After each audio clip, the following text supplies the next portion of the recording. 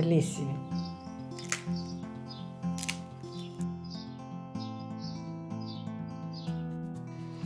Iniziamo.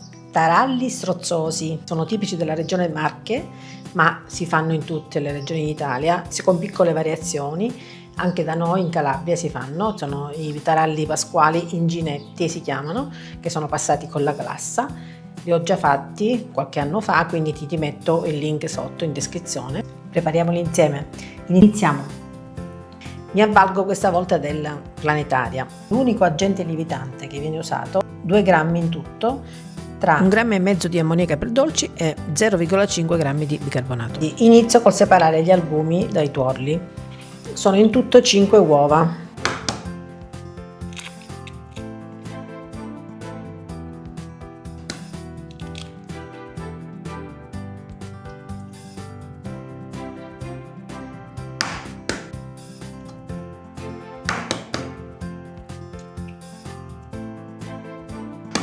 E 5.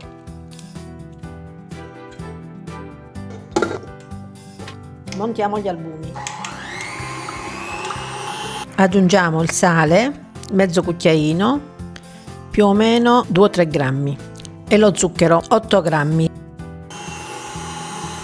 Intanto metto le polveri lievitanti tutte in un cucchiaino, così poi le aggiungeremo dopo, e appena l'albume è ben montato aggiungo ad uno i tuorli.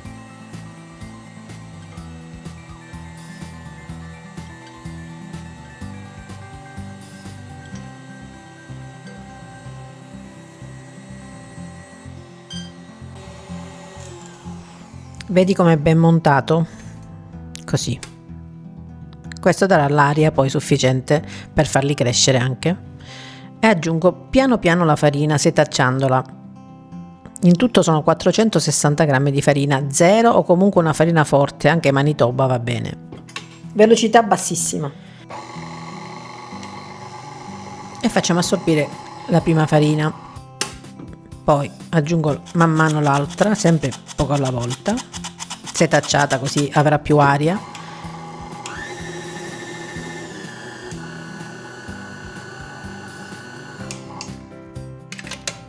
Ora tolgo la frusta e metto il gancio, quello K, questo, che ormai di montare abbiamo montato, quindi adesso deve solamente incorporare il resto della farina. Puoi fare lo stesso procedimento con il frullino elettrico oppure a mano. Ora sulla farina mettiamo i lieviti e 50 grammi di liquore Mistrà andrebbe, che è un liquore comunque all'anice, quindi qualsiasi liquore all'anice, se non l'avete il Mistrà va benissimo. Questo darà un aroma pazzesco.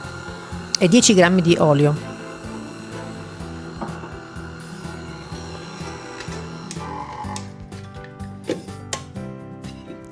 E finiamo la farina.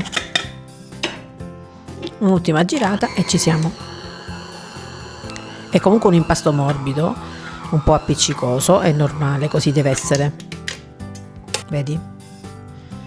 Ora lo mettiamo sul piano con poca farina, giusto per non farlo attaccare, e lo compattiamo così velocemente. Tolgo la farina in eccesso .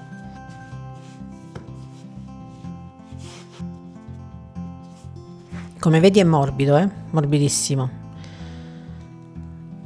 Ora divido in pezzature da 150 grammi, togliamo, perché devono essere belli grandi, quindi con questa dose ne vengono 5 grandi. Io vado a 160, la mia mano è generosa, e quindi se volete farli più piccoli potete anche farli, ma non di tanto, perché questi no, se no non vengono bene, quindi meglio grandi. Faccio i panetti velocemente e poi faccio un buco al centro, così da formare le ciambelle, senza fare giunture, così semplicemente.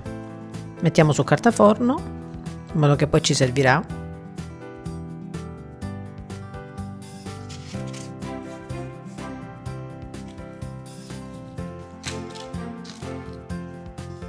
Andiamo a bollirli. L'acqua appena appena a bollore, deve fare giusto le bollicine, non deve bollire. La temperatura non dovrebbe superare gli 80 gradi, ma come vedi io non ho misurato niente, quindi l'importante è che non prenda il bollore forte. Deve semplicemente fare delle piccole bollicine, così, e togliamo le carte. Vengono subito a galla proprio perché le abbiamo montati bene e quindi il composto è abbastanza arioso. In tutto li facciamo rimanere in acqua 10 minuti, non di più, 5 minuti da una parte e 5 minuti dall'altra, e li scoliamo su un canovaccio pulito. Come ti dicevo, diventano enormi sempre di più. In forno esploderanno del tutto.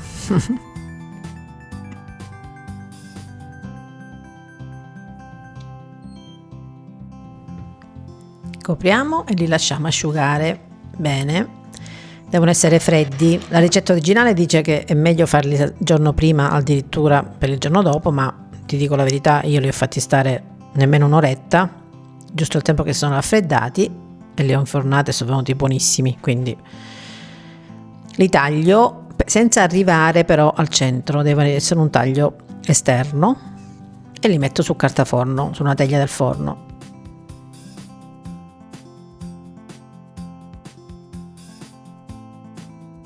E andiamo in forno a 200 gradi all'inizio per 15-18 minuti, poi abbassiamo a 180 per altri 15 minuti e lasciamo raffreddare in forno spento con uno spiffero, la porta socchiusa praticamente, e li lasciamo raffreddare così nel forno, quindi un 35 minuti di cottura più i tempi di attesa. E guarda che magia, bellissimi, sono esplosi.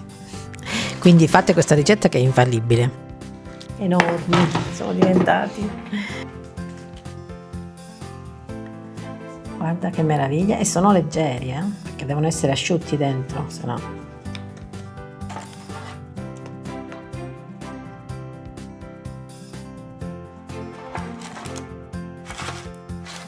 Bellissimi.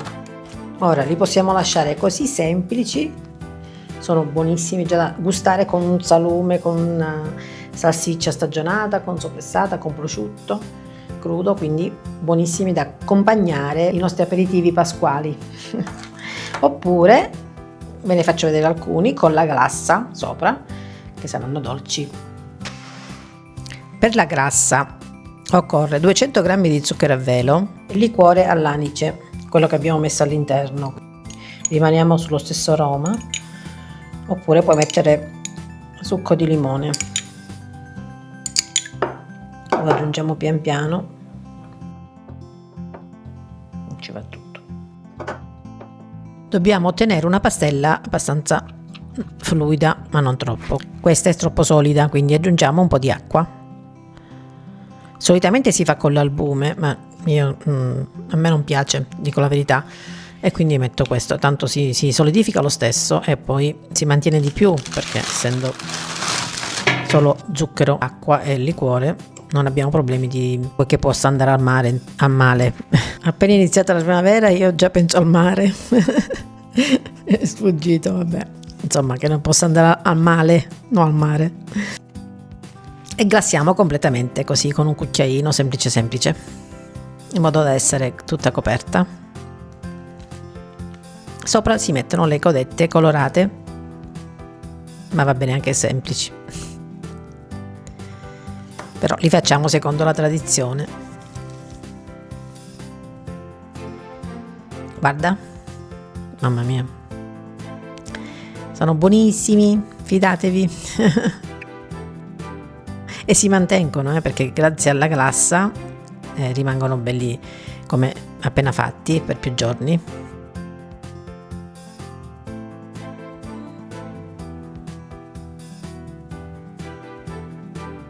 Ciambelle strozzose, taralli di Pasqua, dischi volanti, bellissimi. Ascolta, vedi?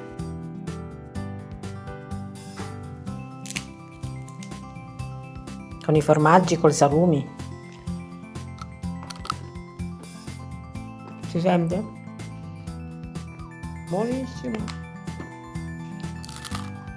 Sono buonissimi, veramente croccanti, non duri, solo croccanti, perché sono, vedi, dentro sono asciutti, quindi diventano belli friabili, buonissimi.